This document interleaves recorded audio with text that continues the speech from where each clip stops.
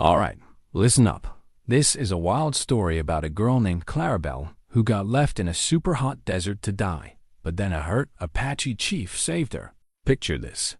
Clarabelle was lying face down in the hot sand, her dress all ripped up and sticking to her shaky body like a blanket. Her wrists were red and sore from rope burns, and her lips were so dry they were cracking. She'd been out there since the sun came up, ditched by people who said they'd keep her safe. Just 3 hours ago, she trusted a guy named Samuel Crenshaw.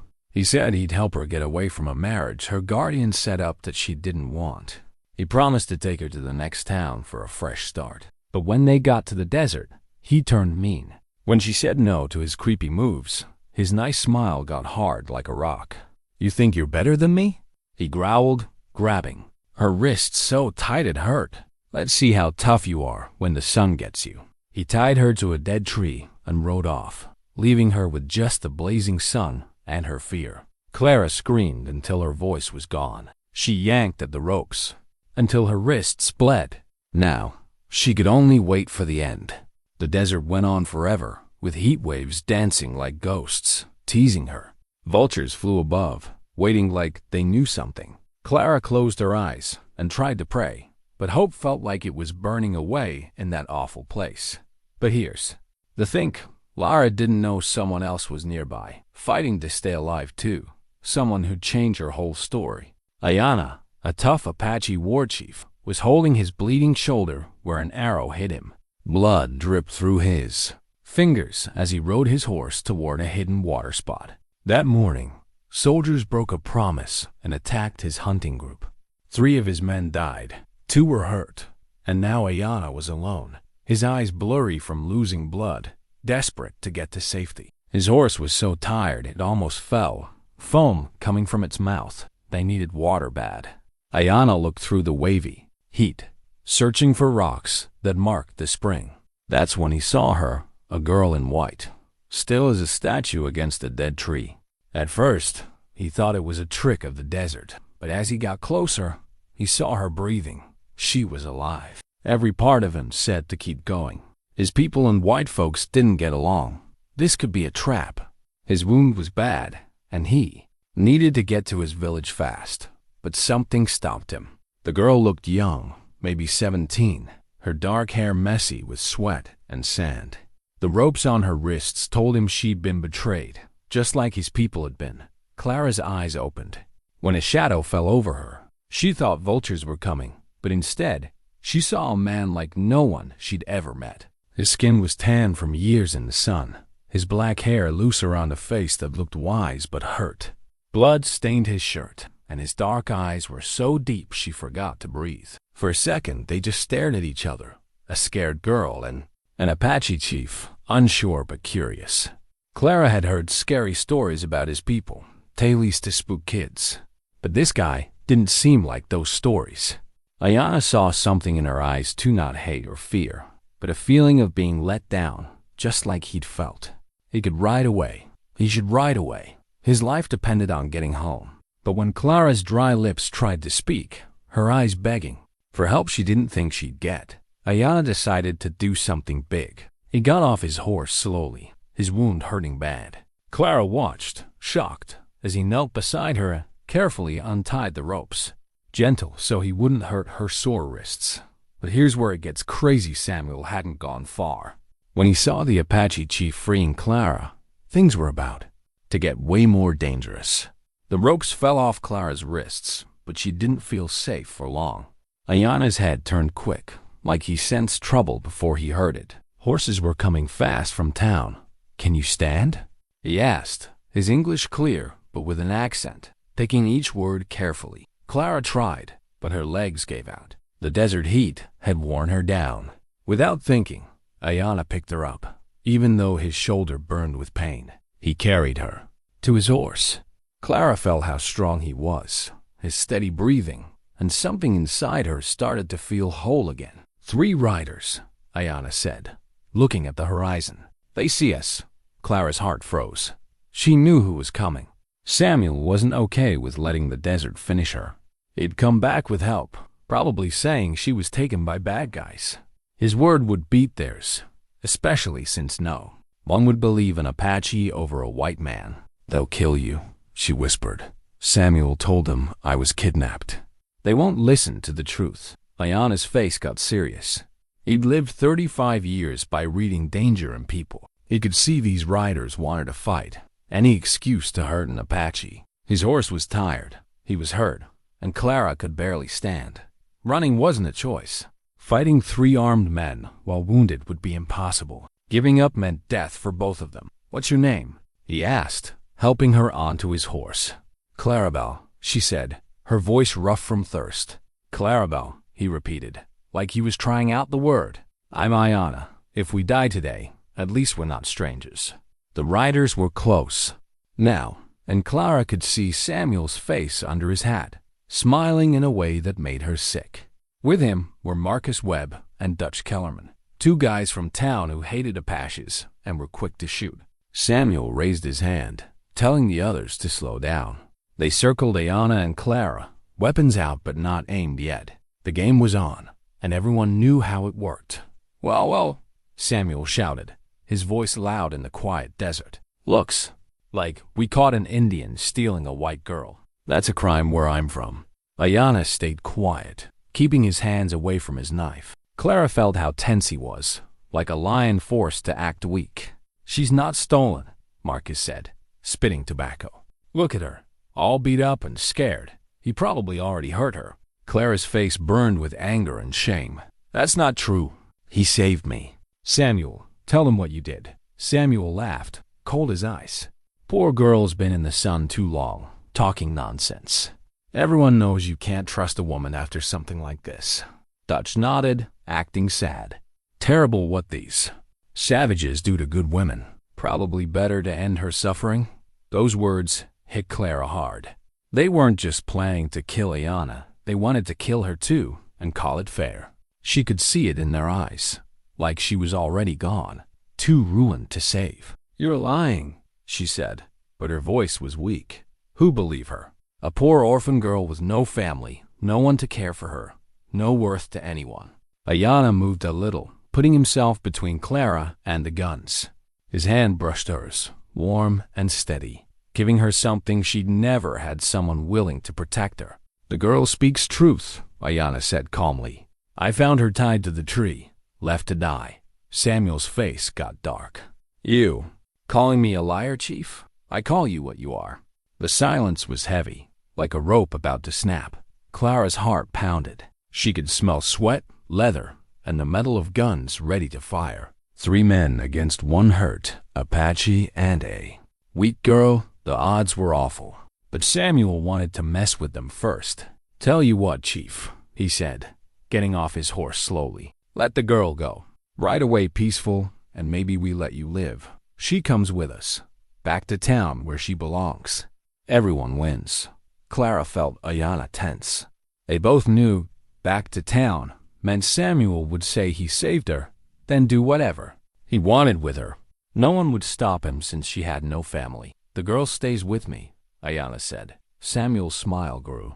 Now that's interesting. An Apache chief getting sweet on a white girl. Makes me wonder what else you've been up to. Marcus and Dutch spread out, blocking any escape. Their horses snorted, sensing a fight coming. Clara realized she was about to watch the only person who ever tried to save her die because of her. She couldn't stand it. She opened her mouth to tell Ayana to leave her and save himself. But then something wild happened. A rifle shot rang out, but it wasn't from Samuel or his men. The bullet hit the sand between the horses, making them jump. Everyone turned, looking for the shooter. On a ridge 50 yards away, a figure stood against the bright sky. Clara could see a rifle in the shape of an Apache warrior. Ayana smiled just a bit. Nalnish, he called in his language. Brother, a strong voice answered, full of authority. Ayana, are you hurt? Samuel's face went pale. 1 Apache was bad enough, but if there were more, how many? Dutch's hand shook on his gun. Ayana spoke in Apache, his words smooth but strong.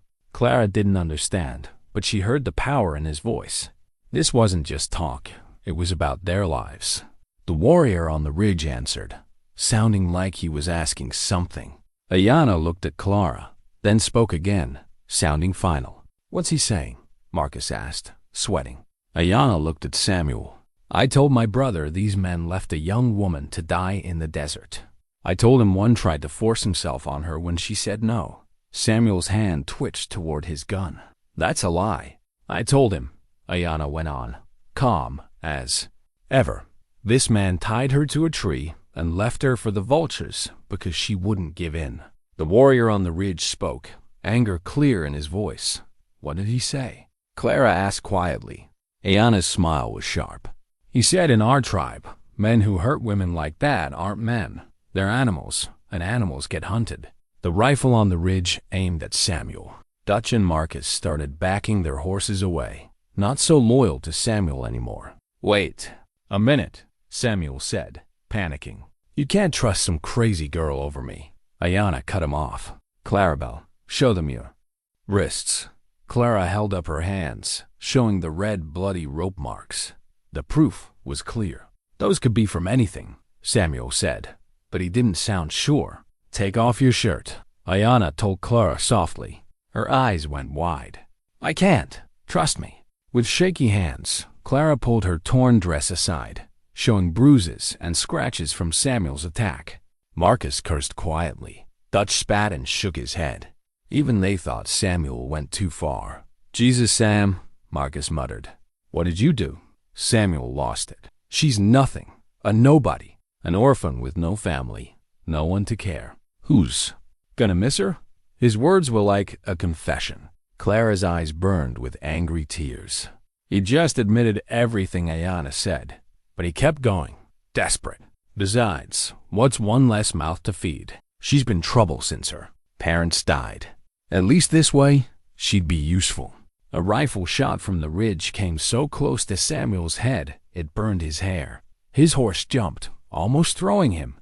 "Next shot won't miss," Ayanna called to the ridge. Samuel was trapped, and he knew it. But cornered animals are dangerous. His hand went for his gun, fast as a snake. "If I'm going down, she's coming with me." The pistol aimed at Clara. Time slowed as she stared at the gun's dark barrel, seeing the madness in Samuel's eyes. But Ayanna was quicker. Despite his wound, he moved like a warrior. His knife flew through the air, hitting Samuel's wrist perfectly. Samuel screamed, his gun falling and firing into the sand. Blood poured from his hand as he held it, yelling, "My wrist! He cut my wrist!" Marcus and Dutch froze, realizing they were outmatched. This wasn't just a herd Apache. This was a war chief who'd fought many battles. If you were Clara, would you stay quiet and let others decide what happens? Or would you speak up and demand Samuel pay for what he did? Tell me in the comments. I need to know what you'd pick, because what Clara did next would decide if she lived as a victim or died as a warrior. Clara's voice was loud over Samuel's. Cries. "I want him to know how it feels." Ayanna looked at her, impressed. The scared girl tied to a tree was gone. Now she was strong, shaped by betrayal. "What are you talking about?" Samuel gasped, still bleeding. Clara got off Ayanna's horse, her legs steady now. "You left me to die alone. You wanted me to feel scared and helpless. Now it's your turn, Clarabelle," Ayanna said quietly. "What do you want?" "Tie him to that tree like he tied me. Let him feel the sun and thirst. Let him know what he tried to do to me." Marcus and Dutch looked at each other. This wasn't what they expected. They thought they'd rescue someone, maybe kill an Apache, not see Samuel's crimes. "Hold on," Dutch said. "We can't leave a white man for the vultures." "Why not?" Clara asked, her voice firm. "He left a white woman for them. Why is his life worth more than mine?" Her question made them think about what they'd always believed, that a white man like Samuel was more important than an orphan girl. But seeing Clara's rope burns and bruises, that didn't feel right anymore. Ayanna spoke to his brother on the ridge. The warrior answered, and Ayanna nodded. "Nalnish says 3 more of our people are coming soon. You have until then to decide what justice is." Samuel's face went white. "You can't do this. I have rights. I own land." "You have what you gave me," Clara said. "Nothing." That truth hit Samuel hard. He was alone, helpless, just like he'd made her. "Please," he whispered, "I'll make it right." I'll confess to the sheriff. Clara laughed bitterly. You'll tell them you tried to hurt me and left me to die? You think they'll care about justice for me? Samuel had no answer. They both knew she was right. In her world, men like him got away with everything. But this was the desert, where an Apache chief could decide what was fair, and a hurt girl could demand justice. Marcus spoke up. What do you want from us? Clara looked at the men who thought they'd be heroes. Go back to town. Tell everyone what you saw. Tell them Samuel admitted to attacking me and trying to kill me. Then what?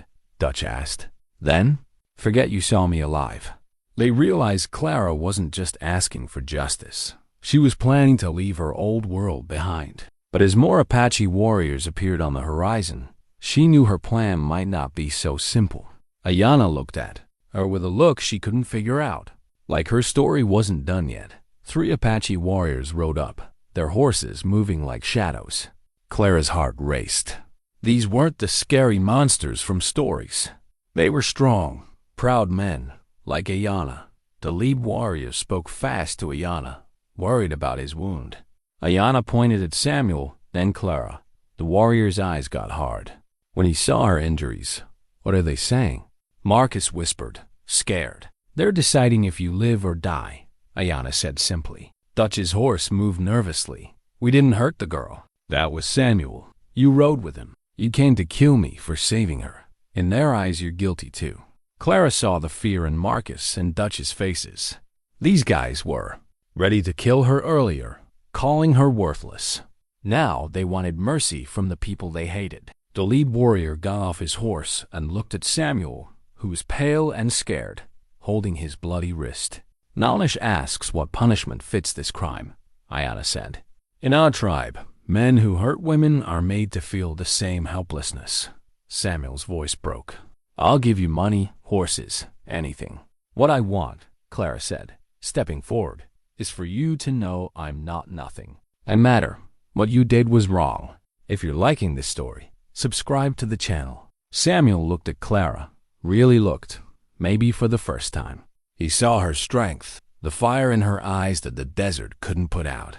For a second, he looked ashamed. You didn't think I was human, Clara said. You saw something to use and throw away, but I'm still here, still worth something. The Apache warriors talked quietly, their voices serious. Clara felt their judgment, men who knew what unfairness looked like. Ayanna wobbled in his saddle, his wound worse than she thought. Blood soaked his bandage, and his breathing was rough. He needed a doctor fast. You're hurt, Clara said, going to his side. You should go. Let me handle Samuel. Ayanna looked at her, his eyes full of respect and something deeper. Would you come with us? He asked softly. The question was big, asking her to leave the white world that never wanted her and join people she'd been taught to fear. Before she could answer, Nalnish pointed to the horizon. More riders were coming from town, a lot of them. Soldiers, Ayanna whispered. Samuel grinned, thinking he'd won. I told the sheriff where I was going, said I might need help with hostiles. The trap was closing. Soon, they'd be surrounded, outnumbered. Clara looked at Ayanna and the warriors who risked everything for her. She thought about her choices, torn between 2 worlds. Then she made a surprising move. Clara grabbed Samuel's dropped pistol from the sand, checking it with steady hands. It had 4 bullets. She'd seen her dad clean guns enough to know how they worked. What are you doing? Ayanna asked, but he understood. Buying you time to escape, Clara said calmly. When the soldiers get here, they'll see me holding Samuel at gunpoint. I'll say he attacked me, and I caught him. They won't believe you overpowered him alone, Dutch said. Clara smiled grimly. They'll believe what they want. A white girl fighting back sounds better than an Apache saving her from white men. Samuel panicked. You can't. I'll tell the truth. Will you? Clara pressed the gun to his head. You'll admit you tried to hurt me and left me to die. Think that helps you? The soldiers' hoofbeats got louder. Clara saw dust from a dozen horses. They were ready for a fight. Ayanna tried to get off his horse, blood dripping from his wound. I won't leave you alone, he said. Yes, you will, Clara said firmly. If you stay, we all die. If you go, some of us live. Nalnish spoke fast to Ayana, pointing at the soldiers. The other warriors were ready to leave, their horses antsy. Clarabelle, Ayana said softly. In my language, your name means clear water in the desert, hope when there shouldn't be any. Those words hit Clara hard. She'd always felt worthless, but this man saw her as hope. I can't go with you, she whispered. I don't fit in your world or theirs. You fit where you choose to fit, he said. The soldiers were close, their sergeant shouting orders. Go, Clara told the warriors. Marcus and Dutch rode off toward town, not wanting to face what was coming. But Ayana stayed, looking at Clara. When this is over, you'll always have a place with my people. Always. How can you say that? You don't know me. I know you saved my life when you could have saved yourself. I know you faced 3 armed men without fear. I know you want justice, not revenge. That tells me who you are. The first soldiers reached the ridge, their blue uniforms bright against the rocks. Clara held the pistol up, showing them she had Samuel. Go, she shouted. Finally, Ayana let Nalnish help him onto his horse. The Apaches vanished into the rocks like shadows. Clara was alone again, but this time it was her choice. Help, she called to the soldiers. This man attacked me. I've got him. Sergeant McKinnon rode up, looking suspicious. A dozen soldiers followed, ready for trouble. Miss, are you okay? Clara let tears fall, not all fake. He tied me up, left me to die. I got free when he came back and took his gun. Samuel tried to talk, but Clara pressed the gun harder. One word, and I'll show them what you did. The sergeant got off his horse, moving carefully. Give me the gun, miss. You're safe. Clara handed it over, watching his soldiers tied Samuel's hands. He mumbled about Apaches attacking him. It didn't make sense. A hurt man with a girl holding his gun? What's your name, miss? McKinnon asked kindly. Clarabelle. I have no family, no guardian. This man said he'd help me find work, but in the desert. She showed her rope burns. McKinnon's face got mad. Son of a sorry, miss. Will he hang for this? If there's justice, he will. Clara learned something in the desert. Justice isn't given. You make it with your choices. As the soldiers got ready to head back, Clara looked where Ayana disappeared. She knew they'd meet again. The trial took 3 days. Clara sat in front, watching Samuel's lawyer call her confused, but her rope burns proved the truth. Marcus and Dutch told the court they saw Samuel hurting Clara with his gun. They left out the Apaches, but their guilt was clear. Judge Harrison saw through Samuel's lies about being attacked. Why would Apaches leave him alive or give Clara his gun? The evidence shows Miss Clarabelle defended herself, he said. Mr. Crenshaw, you'll hang. Samuel yelled, still lying about Indians, but no one listened. Clara didn't feel happy about his sentence. It wouldn't undo what he did or the hours she thought she'd die. After the trial, people treated her better. The hotel owner offered her a cook job. The dressmaker needed help. Clara had choices for the first time, but she kept walking to the desert's edge, listening for something others didn't hear. 2 weeks later, she heard hoofbeats at night. Clara snuck out and found Ayana in the moonlight, looking stronger. You came back, she whispered. I said you'd have a place with my people. I meant it. Clara looked at the town that finally accepted her, then at Ayana, who risked everything for her. 2 worlds, 2 futures. If I go with you, there's no going back. Our people are enemies. Not forever, Ayana said. Maybe one day, they'll see what I see in you. Strength and courage belong to anyone who claims them. Clara thought about the girl tied to a tree, gone now, made stronger by the desert. She thought about her choices, safety in a world that didn't value her or venture with people who saw her worth. Will you teach me your language? She asked. Ayana's smile was enough. She took his hand, climbing onto his horse. The town slept as they rode away, not knowing Clara was becoming a legend. But someone watched from the shadows. Someone who'd make sure their story didn't end easily. 6 months later, Clara was different. Her skin was tanned, her hands strong, from learning Apache ways. She could track animals, read the sky, and speak Ayana's language better. The Apache women tested her, but eventually called her family. She and Ayana married in their way, blessed by elders who saw how they made each other better. Clara found love and purpose, helping talk to white traders, connecting two worlds. But the past always catches up. Marcus Webb rode into their camp with a white flag, looking tired and scared. "Clara," he said, nervous, "I need to talk to you and—" Ayana came out, hand on his knife. "You're not welcome, white man. It's about Samuel." Clara's stomach dropped. "Samuel's dead. We saw him hang." Marcus shook his head. "They faked it. His rich friends broke him out before the hanging, made it look like he died running. He's alive, gathering men." "What kind of men?" Ayana asked. "Bad ones. Men who've lost everything and blame Indians. Samuel says you stole his woman and plan to attack white towns. He's got them ready for a fight." Clara felt cold. "How many?" 40, maybe 50. Well armed. They call themselves Desert Rangers, saying they're protecting people." Ayana's jaw tightened. "When?" "Soon, maybe days. Samuel knows your camp and plans to attack at dawn when your warriors are hunting." Clara felt sick. Because of her choice to love Ayana, Samuel was bringing war to innocent people. Kids and elders would die, all because she found happiness with someone her people hated. "Why warn us?" she asked. Marcus looked ashamed. "I was there when Samuel tied you up. I was too scared to help. I've carried that shame for 6 months.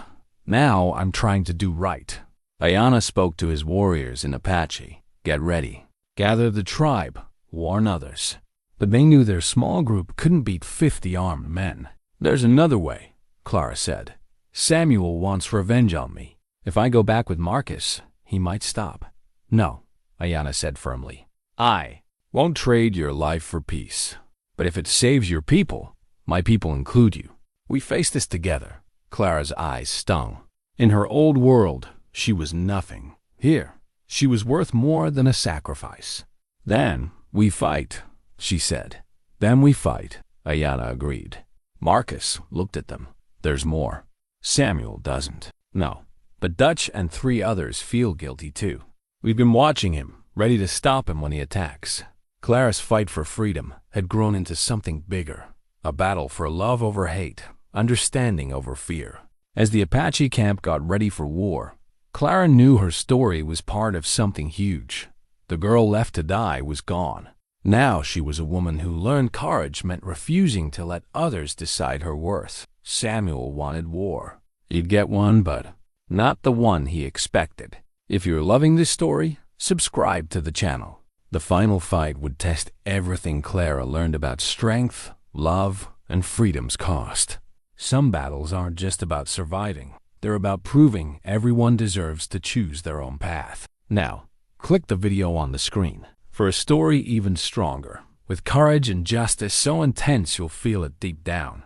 The next tale shows what happens when the innocent fight back with all they've got. Click the video